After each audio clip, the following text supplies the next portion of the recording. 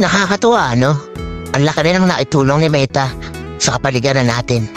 Lalo na tuwing umaga, wala ka na halos makita ang mga chismosa na nakatumpok dyan sa labas ng bahay nyo. Halos bihira na nga rin silang tumumpok dyan eh. Paano kasi?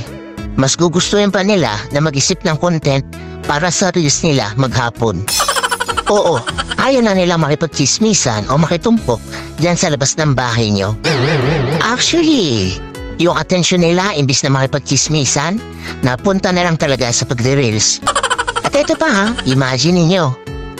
Kung dati, bumibili lang ng mga lutong ulam yung mga yan, ngayon, sila na mismo ang nagluluto ng mga ulam. At kahit pritong itlog, inire-reels pa. Ganon kahusay si Meta. At ito ang pinakamalupit. Kung yung dati yung asawa mo tinatalahan ka sa tuwing uuwi ka, ngayon, hindi mo na makausap. Kasi busy na sa pagla-live o hindi kaya busy sa panonood ng live. At ang mas matindi, hanggang madaling araw, nakikipag-engage na lang siya dahil wala na siyang pakialam sa iyo. Ang husay ni Meta, no?